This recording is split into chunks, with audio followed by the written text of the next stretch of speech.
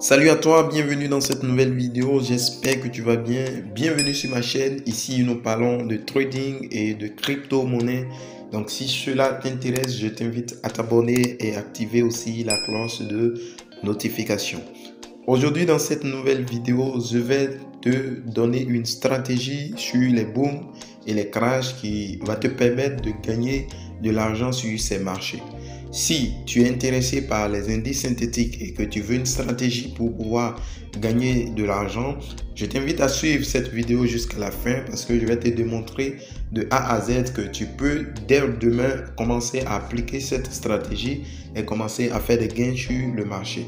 Donc sans plus tarder, nous allons passer sur le graphique et je vais tout expliquer. Mais bien avant, on passe au générique.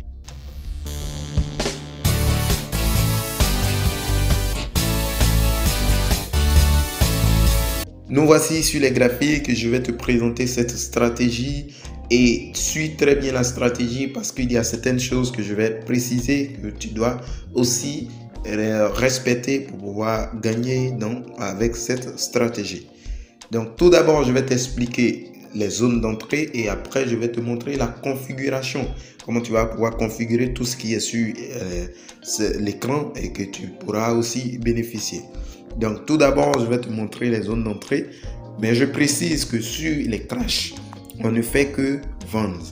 C'est-à-dire sur les marchés du crash, on va vendre uniquement des ventes.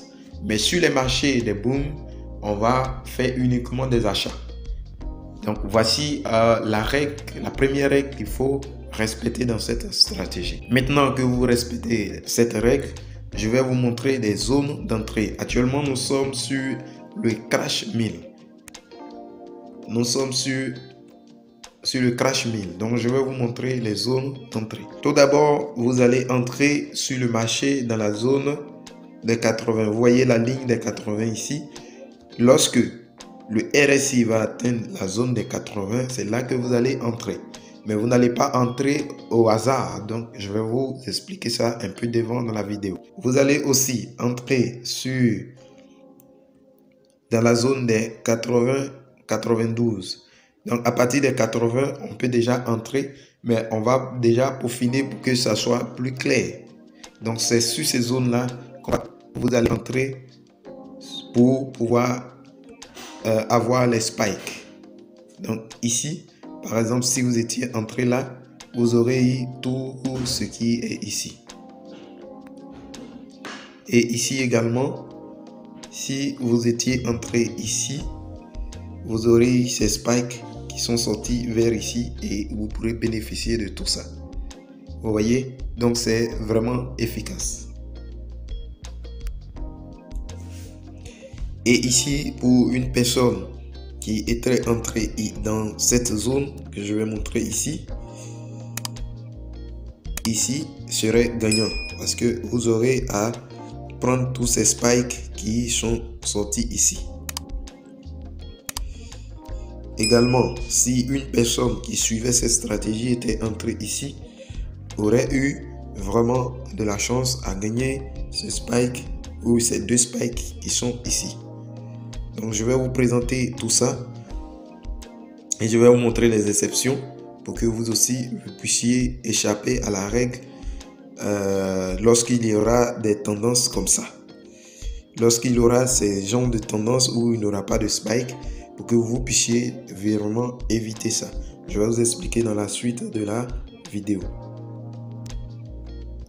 Mais retenez qu'on va prendre position lorsque le RSI va atteindre la zone des 92. Donc, je vous explique maintenant la particularité. Vous allez voir ces deux moyennes mobiles. Je vais vous montrer la configuration. Ces deux moyennes mobiles qui sont là. Lorsque les prix sont sous ces deux moyennes mobiles, vous avez plus de probabilité d'avoir des spikes. Donc, c'est plus facile de pouvoir entrer dans ces zones-là. Donc, on va attendre qu'on soit sous les deux moyennes mobiles et qu'on ait cette configuration qui est ici, qui est dans ces zones-là, pour qu'on puisse faire des entrées.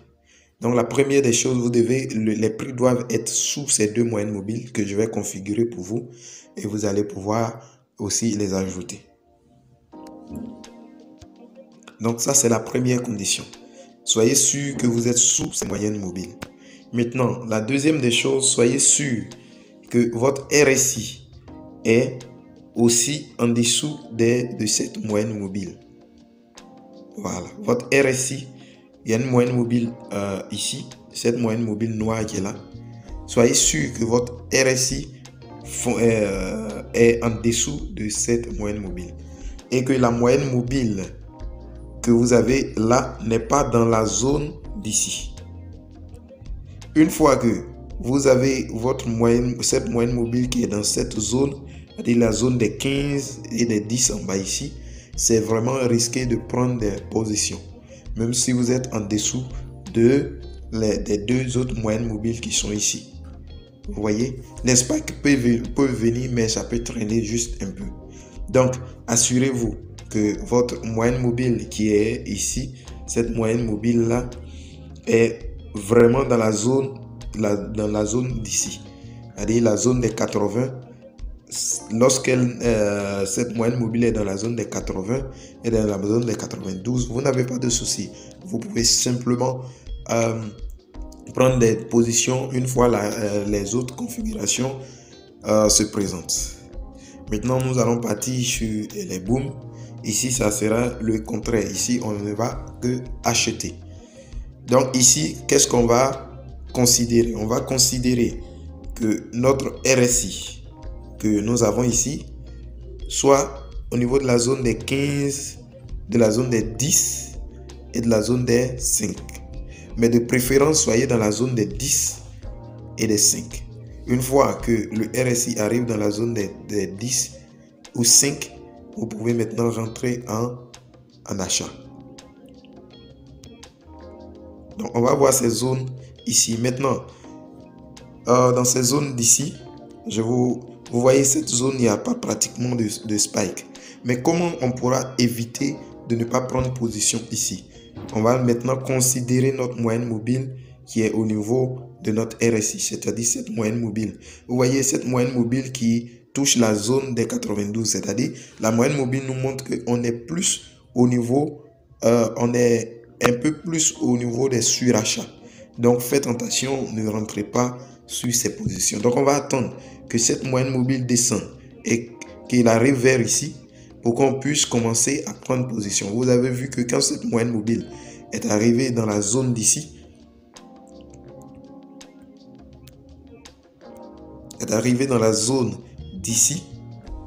il y a eu un grand mouvement ici, il y a eu un gros spike et il y a eu des spikes qui ont continué. Donc, vous ne devez pas prendre si vous devez acheter, vous ne devez pas prendre de position lorsque cette moyenne mobile est encore dans la zone d'ici et que ça traîne d'ici. Il faut patienter que ça s'approche de cette zone ici. Donc, ça va vous faire éviter de prendre ce genre de mouvement où il n'y aura pas de spike. Ok. Donc ici, vous voyez qu'il y a eu plusieurs spikes parce que ici, on avait cette moyenne mobile qui était ici en dessous de notre RSI. Mais la première configuration est venue ici. Lorsqu'on a atteint les 5, il y a eu un mouvement. Et puisqu'on a traîné, la moyenne mobile d'ici a traîné ici, donc on a eu beaucoup de spikes qui sont montés. Donc voici déjà la stratégie. Donc retenez que sur les booms, on va acheter. On va faire des achats lorsque notre moyenne mobile est en bas ici. Et que notre RSI également fonctionne au niveau de 10 et 5. De niveau 10 et 5. Donc dans cette zone, on va faire des achats.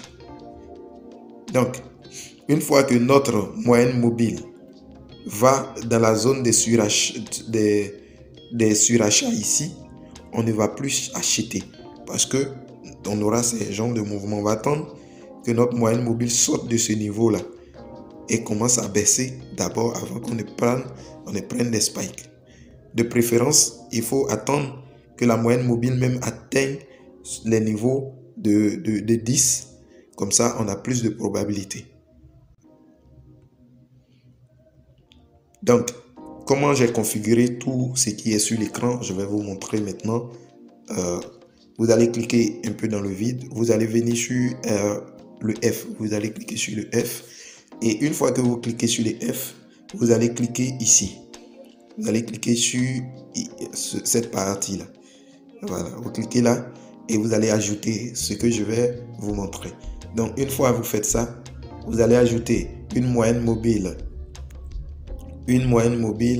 361, de période 361, décalage 0 et exponentielle comme méthode appliquée à close. Et vous choisissez ici peut-être 4 pixels et vous choisissez la couleur qui vous convient. Et la seconde moyenne mobile, c'est la moyenne mobile 400. Décalage 0, méthode exponentielle appliquée à close et style 4 pixels et aussi vous choisissez la couleur qui vous convient. Une fois que vous avez fini cette partie, vous allez également revenir ici et vous allez cliquer. Vous allez cliquer sur ça. Et vous allez choisir, une fois que vous cliquez, vous allez choisir ici, au niveau des oscillateurs. Vous allez venir au niveau des oscillateurs et vous allez choisir le RSI. C'est ici, Relative String Index. Vous allez cliquer là-dessus et vous allez choisir. Donc, automatiquement, il aura maintenant cette fenêtre qui est ici, qu'on a appelée fenêtre de l'indicateur 1, qui va s'afficher. Donc, une fois vous avez installé cela, vous allez rentrer au niveau du RSI et vous allez laisser par défaut, puisque la période 14 appliquée à close, style 4 pixels, et vous allez venir sur ce côté au niveau à ce niveau-là, Vous allez, pour le faire, vous allez cliquer sur ici, sur le crayon qui est là. Voilà. Vous cliquez là-dessus et vous allez ajouter ces nouveaux niveaux-là. Donc, préalablement, si vous n'avez jamais ajouté de niveau, vous allez arriver, il n'y aurait pas de niveau comme ça. Une fois que vous arrivez, vous allez cliquer ici. Vous allez cliquer sur la corbeille qui est là. Donc, vous cliquez sur cette corbeille-là et vous cliquez sur les deux points qui sont ici, en haut, ici. Vous cliquez là-dessus et après cela, vous allez venir cliquer ici. Vous cliquez ici et vous venez maintenant pour cliquer ici sur le plus.